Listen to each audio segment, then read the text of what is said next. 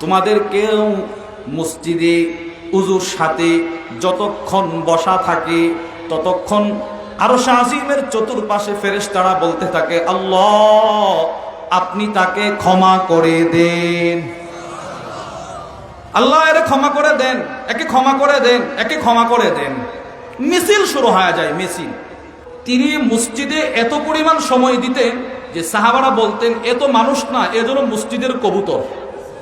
তিনি ইসলামের ইতিহাসে সর্বপ্রথম ব্যক্তি যার পেটে নবীজির লালা মুবারক প্রবেশ করছে। মুহতারাম দোস্ত, মাল সম্পদ দুই প্রকার। বলেন, মাল সম্পদ কত প্রকার? দুই প্রকার। একটা হচ্ছে দুনিয়ার সম্পদ আর একটা হচ্ছে আখেরাতের সম্পদ। বলেন তো, একটা কি দুনিয়ার আর একটা কি আখেরাতে? দুনিয়ার সম্পদ নিয়ে মুসলমান আলোচনা করা কিংবা আলোচনা শ্রবণ করা এটা উচিত নয়। কেন? গোটা পৃথিবী ক্ষণস্থায়ী। গোটা পৃথিবীতে যত সম্পদ ছিল, আছে, থাকবে, ওইগুলোও ক্ষণস্থায়ী। এগুলো রব দিয়েছেন শুধুই মাত্র আমাদেরকে দুনিয়ার ভোগ সামগ্রী হিসেবে, যেমনটি আল্লাহ তাআলা সূরাতুল কাসাসের মধ্যে বলেন, ওয়ামা উতিতুম মিন শাইইন ফামাতাউল হায়াতিদ দুনিয়া ওয়া যিনাতুহা। তোমাদেরকে যা কিছু দেওয়া হয়েছে দুনিয়াতে ভোগ সামগ্রী, এগুলো তুচ্ছ, এগুলো আল্লাহর কাছে কোনো দাম নাই। ওমা ইনদাল্লাহি খায়রু ওয়া আবকা। রবের কাছে যে সম্পদ আছে ওইগুলো দামি, ওইগুলো উৎকৃষ্ট। সুবহানাল্লাহ বলেন। তাহলে বোঝা গেল দুনিয়া তুচ্ছ, দুনিয়ার সম্পদও তুচ্ছ। এজন্য দুনিয়ার সম্পদ যেই জায়গায় ক্রয় বিক্রয় করা হয়, মুসলিম শরীফের হাদিস, রাসূল বলেন সেই জায়গাটাও তুচ্ছ। বলেন তো, দুনিয়ার সম্পদ কোথায় ক্রয় বিক্রয় করা হয়? বাজার। মাশাআল্লাহ, বলেন কোথায়? এবার রাসূল বলেন বাজারের জমিন আল্লাহর কাছে সবচাইতে নিকৃষ্ট, আর মসজিদের জমিন আল্লাহর কাছে সবচাইতে উৎকৃষ্ট, প্রিয়। আচ্ছা, এবার বাস্তব কথা বলবেন, আমাদের যাতায়াত নিকৃষ্ট জায়গায় বেশি, উৎকৃষ্ট জায়গায় বেশি না নিকৃষ্ট জায়গায়? অর্থাৎ মসজিদে আমাদের যাতায়াত বেশি না বাজারে? যেটা বাস্তব সেটা বলেন, কোথায়? এক জমানা ছিল মানুষ মসজিদে তাদের যাতায়াত ছিল বেশি। আজান দেওয়ার আগেই মসজিদে গিয়ে বসে থাকতো। আল্লামা শামসুদ্দিন যাহাবী রাহিমাহুল্লাহ তার বিখ্যাত কিতাব সিয়ারু আ'লামিন নুবালার মধ্যে নিয়ে আসছেন, সাঈদ ইবনুল মুসাইয়িব বলেন, আমি 30 বছর মসজিদে বসে বসে মুয়াজ্জিনের আজান শুনছি। আচ্ছা, এবার আপনারা বলেন তো, যেই লোকটা মসজিদে বসে মুয়াজ্জিনের আজান শুনছে, ও জামাতের আগে মসজিদে আসছে না আজানেরও আগে? এবার আপনি যদি প্রতিটা নামাজের 15 মিনিট আগেও আজান ধরে নেন, আধা ঘন্টা আগেও আজান ধরে নেন, তো বোঝা গেল তিনি আজানেরও অনেক আগে মসজিদে বসে বসে আজান শুনছে। এক সোনালী যুগ ছিল, মানুষ মসজিদেই পড়ে থাকতো, বাজারে এদের নেশা ছিল না। আল্লামা ইবনু সাদ রাহিমাহুল্লাহ তার বিখ্যাত কিতাব আত-তাবাকাতুল কুবরার মধ্যে নিয়ে আসছেন, হযরত আতা ইবনে সাইব বলেন, দাখালতু আলা আবি আব্দুর রহমান আস-সুলামি, আমি আবু আব্দুর রহমান আস-সুলামির কাছে গেলাম, ওয়া হুয়া ফিল মসজিদ, তিনি মসজিদে। উনি জোহর পড়লেন মসজিদে, জোহর থেকে আসর পর্যন্ত বসা মসজিদে, আসর মসজিদে, মাগরিব মসজিদে। আমি ওনাকে বললাম, লাউ তাহাক্কালতা ইলাল ফিরাশ, যদি একটু সময়ের জন্য বিছানায় গিয়ে আরাম করতেন তো আপনার শরীর স্বাস্থ্যটা ভালো থাকতো। তিনি আমাকে জবাব দিলেন, যিনি মসজিদে বসা তিনি আমাকে জবাব দিলেন, মিয়া আমিও তো তোমার মতো বাড়িতে যাইতে চাই, বাজারে যাইতে চাই, কিন্তু নবীজির এক হাদিস আমাকে মসজিদ থেকে বের হতে দেয় না। বুখারীর হাদিস, আল্লাহর রাসূল বলেন, ওয়ান আবি হুরায়রা রাদিয়াল্লাহু তাআলা আনহু ক্বাল قال رسول الله صلى الله عليه وسلم الملائكة تصلي على أحدكم। রাসূল করিম সাল্লাল্লাহু তাআলা আলাইহি ওয়াসাল্লাম ইরশাদ করেন, তোমাদের কেউ মসজিদে উযুর সাথে যতক্ষণ বসা থাকে ততক্ষণ আরশ আজিমের চতুর্পাশে ফেরেশতারা বলতে থাকে, আল্লাহ আপনি তাকে ক্ষমা করে দেন, আল্লাহ এর ক্ষমা করে দেন, একে ক্ষমা করে দেন, একে ক্ষমা করে দেন। মিছিল শুরু হয়ে যায়, মিছিল।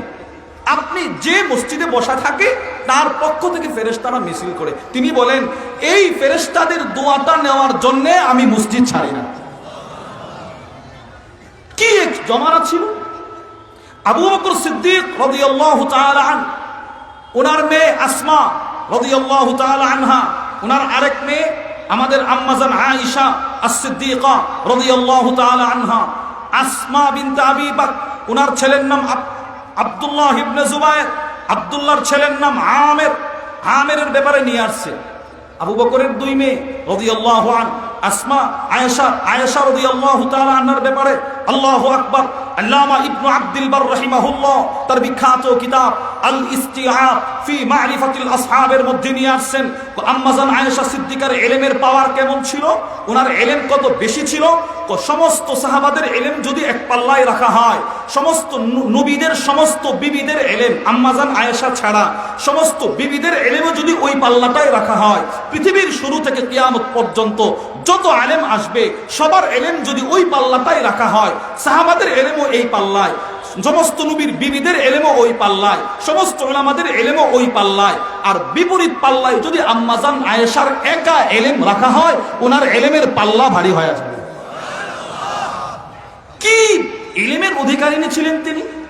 তিরমিজি শরীফের মধ্যে আসছে আবু মুসা আল আশআরী বলেন, যখনই আমাদের উপরে নবীজির কোনো হাদিসের ব্যাপারে আমাদের খটকা সৃষ্টি হতো, অর্থ বুঝতে আমরা অক্ষম হতাম, সবাই মিলে দৌড় দিতাম আম্মাজান আয়েশার কাছে। উনি যাওয়ার সাথে সাথে হাদিসের সমাধান দিয়ে দিতেন। এই আম্মাজান আয়েশা সিদ্দিক, ওনার বোন আসমা বিনতে আবি বকর। এই আসমার ছেলে আব্দুল্লাহর ছেলে আমের, আল্লামা শামসুদ্দিন যাহাবী রাহিমাহুল্লাহ তার বিখ্যাত কিতাব সিয়ারু আ'লামিন নুবালার মধ্যে নিয়ে আসছেন। আমের অসুস্থ, আজানের আওয়াজ শুনছেন। এবার তিনি ওনার পরিবারের লোকদেরকে বললেন, খুদু বিয়াদি, আমার হাত ধরো, আমাকে নিয়ে যাও মসজিদে। পরিবারের লোকেরা ওনার হাত ধরলেন। ফাকিলা লাহু ইন্নাকা আলী, পরিবারের লোকদের থেকে বলা হলো, আপনি তো প্রচন্ড অসুস্থ, আপনি তো এই অবস্থায় মসজিদে যেতে পারবেন না। আল্লাহু আকবার। আব্দুল্লাহ ইবনে জুবাইরের ছেলে আমের বলেন, শোনো, আমি জানি আমি অসুস্থ, কিন্তু সামিআতুন নিদা, আমি যে মুয়াজ্জিনের আযান শুনে ফেলেছি। আরে সুবহানাল্লাহ বলেন, আমি তো মুয়াজ্জিনের আযান শুনছি। মুয়াজ্জিনের আযান শোনার পর আমি কিভাবে ঘরে বসে থাকি, আমি জামাতের সাথে গিয়ে নামাজ পড়ব। কিতাবের মধ্যে লেখা হয়েছে ফাদাখালা মাআল ইমাম, উনি ইমামের সাথে নামাজে দাঁড়ায় গেলেন। ফারাকা রাকা, এক রাকাত নামাজ পড়লেন, পরের রাকাতে সেজদারত অবস্থায় মৃত্যু হয়ে গেল। এটা মৃত্যু, মত এটাকেই বলে। সেজদার হালতে মৃত্যু, নামাজ হালতে মৃত্যু, এটাকে মত বলে। এই গত 1.5-2 মাস পূর্বে আমাদের মহল্লার মসজিদে আমি কিতাবের তালিম করে প্রোগ্রামে যাব, তো কাছে ধারে প্রোগ্রাম থাকলে আমি কিতাবের তালিমটা করি মসজিদে। আমার এক চাচা বয়স্ক, যতবার তালিম করি উনি আয়েশা ডান দিকে বসবেন, আর রসুলের হাদিস পাঠ শুরু করলেই তিনি চোখের পানি ছেড়ে ছেড়ে কান্না শুরু করতেন। ঘটনাক্রমে ওই দিন কালিমে তয়্যিবার ফজিলত সম্বলিত একটা হাদিস সামনে আসছে, ওইটা আমি পড়লাম। ওই চাচা কাঁদতেছেন। উনি কাদার পরে আমাকে বললেন, বাজান, আমাদেরকে কালিমে তয়্যিবাটা একটু মস্ক করিয়ে দাও না। আমি নিজে কালিমে তয়্যিবা, কালিমে শাহাদাত পড়লাম। ওনারা যে কয়েকজন ছিলেন তারাও 5-6 বার মস্ক করলেন। আমি বাড়িতে আসছি আর খবর আসছে এই লোক বাড়িতে গিয়েই মারা গেছে। বলেন তো কত সুন্দর মৃত্যুটা তার হলো। জিন্দেগির শেষ নামাজ এশারের তাকবীর ওলা সহকারে, উনি মুয়াজ্জিন ছিলেন, তো একামত দিছেন। জিন্দেগির শেষ নামাজ, নবীজির হাদিস শুনছে। জিন্দেগির শেষ সময় কালিমা নসিব হয়েছে, পুরো এলাকার মধ্যে ছড়ায় গেছে। তার মৃত্যুটা কত দামি হলো রে। বাড়িতে গিয়ে ভাত চাইছে, ভাত, আমাকে খাবার দাও, এই চাইছে, বিছানায় শুয়ে মারা গেছে। এটা হচ্ছে মৃত্যু। মসজিদ যেন আমার গোটা জিন্দেগির পর আর প্রতিজ্ঞা হয়, মসজিদের জমিন, বাজার নয়। বাজারে আমি যাব আমার প্রয়োজন মিটানোর জন্য, অতিরিক্ত সময় বাজারে নয়। এই আমের উনি মসজিদে মারা গেছেন। আর কেনই বা মসজিদের প্রতি ওনার ভালোবাসা থাকবে না, কারণ ওনার বাবাও ছিল ওনার চাইতে বড় মসজিদমুখী। সুবহানাল্লাহ বলেন।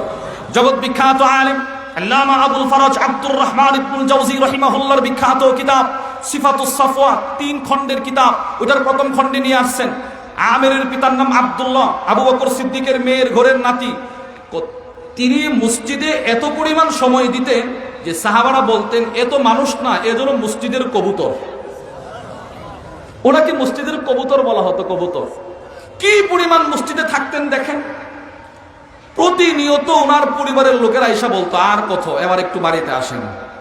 এই পরিমাণ মসজিদে থাকতেন। ওনার কিছু বৈশিষ্ট্য শোনেন। আল্লামা আবুল ফারাজ আব্দুর রহমান ইবনুল জাওজি নিয়ে আসছেন, ইসলামের ইতিহাসে তিনিই সর্বপ্রথম সাহাবী যার মা বাপ ছিল মুসলমান। সুবহানাল্লাহ বলবেন না? এর মানে কোন সাহাবীর মা বাপ মুসলমান ছিল না, নবীজির ভালোবাসা, নবীজির সহবত পায় এরা নিজেরা ইসলাম ধর্ম গ্রহণ করছে। তিনিই সর্বপ্রথম সাহাবী যিনি মুসলিম পরিবারে জন্মগ্রহণ করেছেন। দুই, আল্লামা আবুল ফারাজ আব্দুর রহমান ইবনুল জাওজি লেখেন, তিনি ইসলামের ইতিহাসে সর্বপ্রথম ব্যক্তি যার পেটে নবীজির লালা মোবারক প্রবেশ করছে। তিন, উনি যখন নামাজ পড়তেন, নামাজ যখন রুকু করতেন, হাত্তা তানজিলাল আসাফির, চড়ুই পাখি এসে ওনার পিঠে বসে যাইত। আমি আপনাদেরকে যে কথা বুঝাইতে চাইলাম, এক জমানা ছিল মানুষ মসজিদমুখী ছিল, বাজারমুখী ছিল। আরে বলেন না, বাজারমুখী ছিল। আর এখন কি এক জমানা আসছে, মসজিদগুলো তো টাইলস, কত সুন্দর, কত সুন্দরভাবে সাজানো হয়েছে। যেই জিনিসটা তার মূল সৌন্দর্য ছিল সেটা থেকে শূন্য। বলেন না, ঠিক কিনা বলেন? মুসল্লি যেন নাই, যেখানেই যায় হুজুর নামাজের কথা বলেন, নামাজের কথা বলেন। আমাদের তো পুঁজি হচ্ছে নামাজ, কেন এটার জন্য এত বলা লাগবে বলেন? আরে আজকে মরলে কালকে তো হিসাব শুরু হয়ে যাবে, আগামীকাল পড়বো, আগামীকাল পড়বো, আগামী নামাজ থেকে ধরবো, এইরকম কত ধরনেওয়ালা কবরের নিচে চলে গেছে। এজন্য পৃথিবীর সবচাইতে দামি জমিন মসজিদ, সবচেয়ে নিকৃষ্ট বাজার। ওই বাজারের যেই দুনিয়া বেচা কেনা হয় সেই দুনিয়াটাও নিকৃষ্ট। এর মানে গোটা দুনিয়ার সম্পদ নিকৃষ্ট। বলেন সম্পদ কি, কতটা নিকৃষ্ট দেখেন। মুসলিম শরীফের 2957 নম্বর হাদিস, ওয়ান জাবির ইবনে আব্দুল্লাহ রাদিয়াল্লাহু তাআলা আনহুমা আন্না রাসূলুল্লাহ সাল্লাল্লাহু আলাইহি ওয়াসাল্লাম মাররা বিস-সুক দাখিলাম মিন বা'দিল আলিয়া। নবীজির সাহাবী হযরত জাবির ইবনে আব্দুল্লাহ রাদিয়াল্লাহু তাআলা আনহুমা থেকে বর্ণিত, তিনি বলেন, আল্লাহর রাসূল একদিন মদিনায় ঢুকতেছিলেন বাহির থেকে। আল্লাহর নবী ঢোকার সময় একটা বাজারের পাশ দিয়ে যাচ্ছিলেন, বাজারের পাশ দিয়ে। ওয়ান্নাসু কানাফাতাহু, সব সাহাবারা, মদিনার লোকেরা বাজারের রাস্তার দুপাশে দাঁড়িয়ে আছেন, অথবা নবীজির দুপাশে দাঁড়িয়ে আছেন। রসুল চলার সময় তাকায় দেখলেন ছোট্ট একটা ছাগলের বাচ্চা, কান কাটা, মরে পচে দুর্গন্ধ ছড়াইতেছে, খালি পড়ে আছে। ফাতানাওয়ালাহু ফাআখাযা বিউযুনি, নবীজি ছাগলের বাচ্চাটার কাছে গেলেন, গিয়ে এই কানে ধরে এইভাবে রসুল উপরে উঠাইছে। দুর্গন্ধ, মুখে মানুষ নাক চেপে ধরেছে, রসুলকে এটারে ধরছেন। নবীজির নাকে দুর্গন্ধ লাগছে কি লাগে নাই এটা অন্য কথা, লাগতে পারে, কিন্তু আমার কাছে মনে হয় না, লাগে নাই। কেন? আল্লাহ আপনার রসুলের শরীরে 24 ঘন্টার জন্য জান্নাতের একটা মেশকে আম্বর মেখে দিয়েছিলেন। 24 ঘন্টা নবীজির শরীরে এক জান্নাতি সুঘ্রাণ ছিল। লাগতে পারে, কিন্তু নবীজির সেই জান্নাতি সুঘ্রাণের উপরে এটার দুর্গন্ধ নবীর নাকে না লাগাটাই স্বাভাবিক। হুজুর কিভাবে বুঝছেন? পৃথিবীর মানুষ যত ঘামে তত দুর্গন্ধ। বাস্তব কিনা বলেন? মানুষ ঘেমে গেলে দুর্গন্ধ ছড়ায় কিনা? আর হযরত ওমর বলেন, আল্লামা মুহাম্মদ ইবনে ইউসুফ আস-সালিহি আশ-শামি তার বিখ্যাত কিতাব সুবুলুল হুদা ওয়ার রাশাদ ফি সিরাতি খায়রিল ইবাদের মধ্যে নিয়ে আসছেন।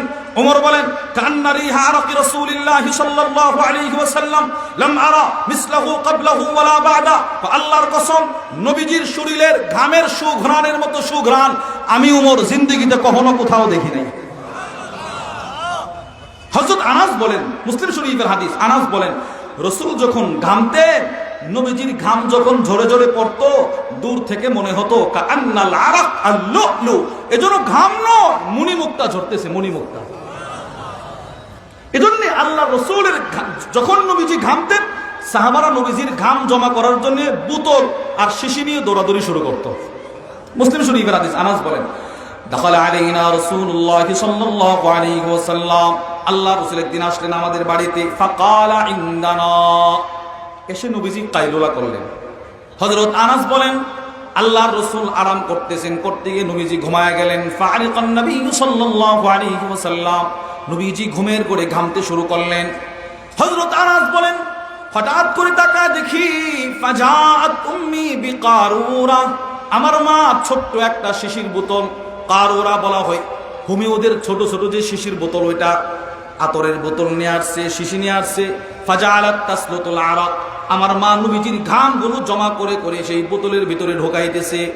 আল্লাহর নবীর ঘুম ভেঙে যায়। আল্লাহর রাসূল ঘুম থেকে জাগ্রত হয়ে বলে, ইয়া উম্মে সুলাইম, হে উম্মে সুলাইম, মা হাদাল্লাযী তাসমাঈন, এগুলো কি করছো? আরে আমার ঘাম জমা করছো কেন? উম্মে সুলাইম বলে, নবী গো, এগুলো হচ্ছে আপনার ঘাম। রাসূল বলেন, আমার ঘাম দিয়ে তুমি কি করবে? উম্মে সুলাইম বলে, যদিও এগুলো আপনার কাছে ঘাম, কিন্তু এগুলো হচ্ছে আমাদের জন্য আতর, পারফিউম, পারফিউম। এত সুঘ্রাণ ছিল। আজীব কথা শুনেন, আশ্চর্য কথা শুনেন। বুখারী শরীফের 3553 নম্বর হাদিসের ব্যাখ্যায় আল্লামা শিহাবুদ্দিন আবুল ফজল আহমদ ইবনে আলী ইবনে মুহাম্মদ ইবনুল হাজার আল আসকালানি তার বিখ্যাত কিতাব ফাতহুল বারির মধ্যে নিয়ে আসছেন, কানা রাসূলুল্লাহ সাল্লাল্লাহু আলাইহি ওয়াসাল্লাম ইদা মাররা ফি তরিকিন মিন তুরুকিল মদিনা, আল্লাহর রাসূল যখন মদিনার কোন রাস্তা দিয়ে একদিন হেঁটে যেতেন, ফাওয়াজাদু মিনহু রাইহাতাল মিস্ক, সাহাবারা ওই রাস্তায় দিনের পর দিন ওই রাস্তার গাছে পাতায় ফুলে ফুলে নবীর সুঘ্রাণ পাইতেন। কি সুঘ্রাণ ছিল নবীর শরীরে।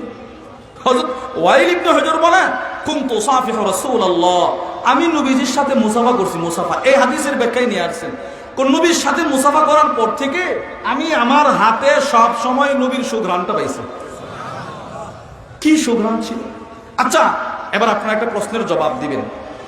পৃথিবীতে এমন কোনো আতর নাই যে আতর প্রথম দিন ব্যবহার করার পরে যেই সুঘ্রাণ 1 মাস পরেও কি সেই রকম থাকে? বলেন থাকে?